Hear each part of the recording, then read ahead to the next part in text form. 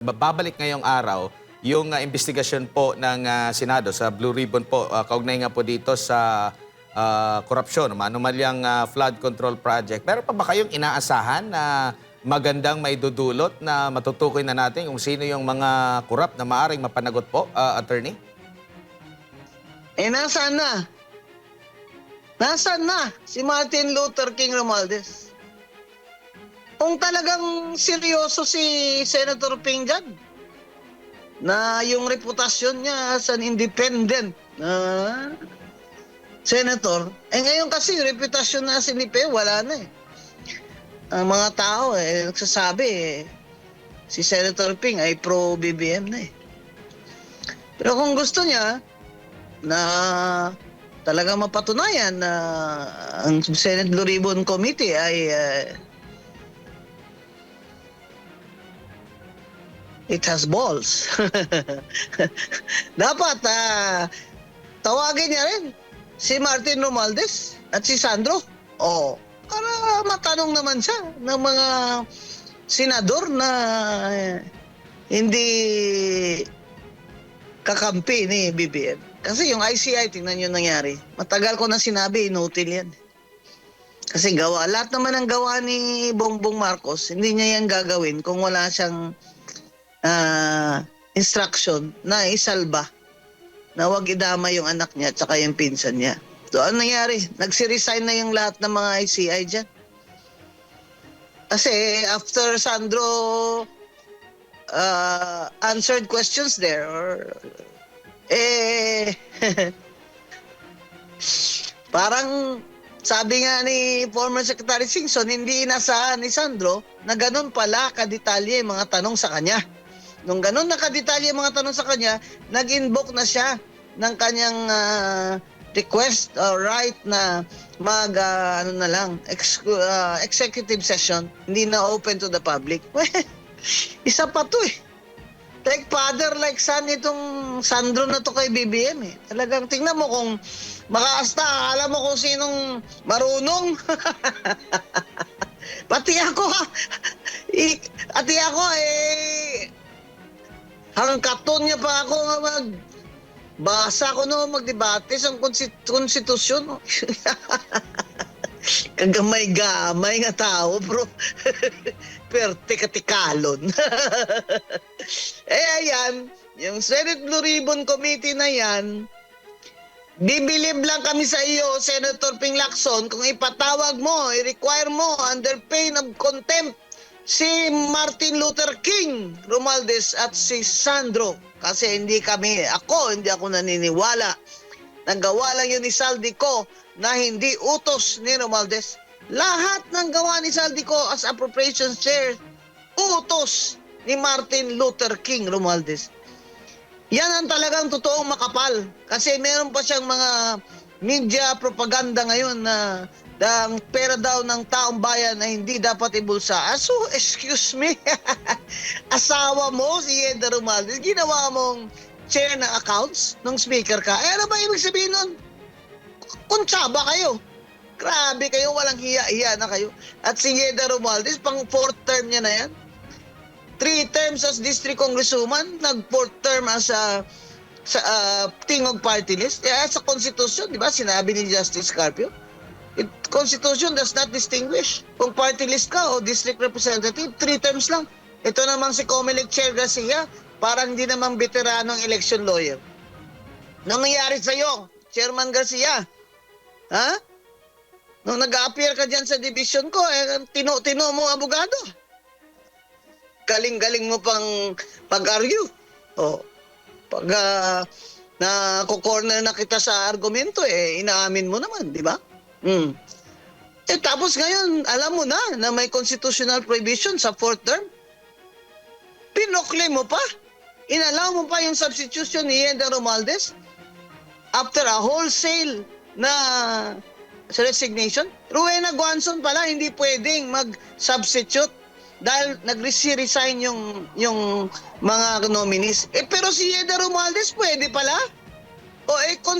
That's already a Supreme Court decision ng P3PWD party list na decision.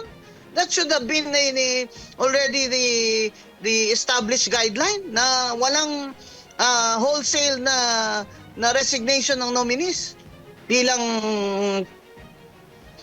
pagpalit ng mga nominee. Pero inayagan ni Chair Garcia. Tapos pinuklim pa kahit fourth term na niya. Ito talaga kung may winner talaga, may beauty queen sa kakapalan, ito si Yeda Romualdez. Ang gusto natin, may makulong na malalaking tao kagaya ni Romualdez at kagaya ni Sandro na dapat imbestigahan nila at i-refer din nila sa ombudsman. Bakit yung mga project doon sa Ilocos Norte ay naggiba-giba na after so many years lang sa standard. Yung mga ghost projects, sa akin ha, hindi naman pwede yung mga regional director dyan, hindi sangkot. Kasi yung mga regional director niyan, they got smart. Nakita nila, abay, bakit naman itong projects mga congressman lang kikita sa kickback, paano tayo? 5% lang tayo? Hindi na. Dapat, atin na ito. Pag walang nakikialam dyan na congressman o senador, yung regional director na mismo at kanyang district engineer, ang siyang kontraktor, gumagawa sila ng dami ng mga kontraktor. Yan ang nangyari dyan sa Bulacan na yung mga hindi established na mga kontraktor, siyang nanalo sa bidding. Pwede bang mabayaran yon at ma-accept ng DPWH ang project na ghost kung hindi kasabwat ang regional director? Bakit hindi nyo sinasama yung regional director dyan at district engineers sa mga kaso nyo? Kay Revilla, kay Jinggoy, baka may napapansin ako puro yata Sara Duterte itong mga ini-implicate yung senador kaya nga ninyo tinalo si Bong Revilla Diba? Chairman ng Lakas, saan ka makakita? Talo pa? Taas sa rating, talo pa? Anong kayang miracle kababalaghan ang ginawa dyan ni Martin Luther King Romualdez? Dahil sala sa lamig, sala sa init, si Bong Revilla. Kaya sabi nila, hindi, Sara Duterte yan. Tanggalin na natin ngayon. Mas mabuti pang manalo yung iba. Kaysa dyan.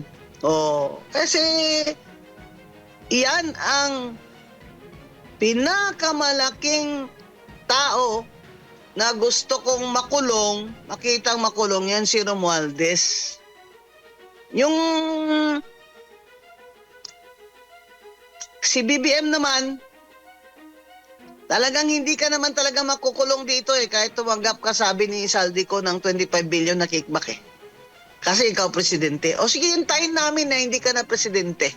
Kaya ako, yung kalusugan ko, inaalagaan ko Kasi, pangalawang Ferdinand Marcos ka na talagang with all my strength and with all my mind, with all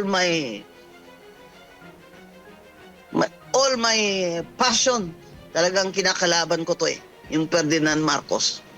Kaya yan si Sandro, asa ka pa. Naboboto pa mga tao sa isa pang Marcos after this? Sige, tumakbo ka senador. Sige, dayain nyo. Para manalo ka. Tingnan natin. Sige, Sandro. Martin Romualdez, tumakbo ka senador. Tingnan mo. Para maramdaman nyo ang galit ng tao. Mga kababayan, huwag po tayong huminto ng ating protesta at pagdemand na dapat makulong si Martin Luther Romualdez. Kasi siya po talaga ang nag-mastermind yan with the consent, approval, or tolerance of Bongbong Marcos, his first cousin. Wala na po ang ating ekonomiya. Ang dolyar halos 60 na. Ang mga bilihin ay hindi na kaya na mahirap. At ang mga pagkain natin ay napakamahal. Sinisikil pa yung mga nagbabatikos sa gobyerno ni BBM. Kaya 3 taon pa po na parusa ito ni Bongbong Marcos sa atin. Huwag kayong maniwala sa kanyang mga propaganda. Kumbaga, itong si Bongbong Marcos ay lame duck president na. Kaya yung mga congressman na yan, ayaw na ng impeachment part 2 ni BP Sara. Wala na silang gana kasi wala na silang allocables. Ayaw na ni Secretary Dizon na sa kanila manggaling anong proyekto gusto nilang ilagay. Gusto sa LGU na manggaling at according to a development plan. At wala na rin silang insentibo. Wala na rin silang ayuda-ayuda. Kasi wala nga silang allocables, doon naman nilagay sa ayuda na 63 billion. Grabe yun. Indirect vote buying yun. Diba? Pati nga si Risa Ontiveros, may ayuda-ayuda eh. Nabalita ko, nire-reserve niya para sa 2028 niya na ipamigay. Abay, Secretary Gatchalian. Hindi naman kami papayag dyan. Huwag kang pumayag dyan. Gawin kang tuta dito mga politiko na ito. Lalo na yung ibang gustong tumakbong presidente. Huwag kang ganyan, Secretary Gatchalian. Napakatino mong tao. Nag-mayor ka ba? Tapos, utos-utusan ka lang nila. Gawin kang rubber stamp. Hindi naman pwede yan. Kaya ganyan mga kabayan, wala na silang ayuda, wala na silang guarantee letter, wala na silang allocables. Bakit nga naman sila pipirma sa impeachment ni Sara? Yan. Kaya ganyan ang sinabi ni Kong Puno, wala na silang gana. Kaya mga kababayan, push lang tayo ng push. Push lang ng push. Isigaw lagi.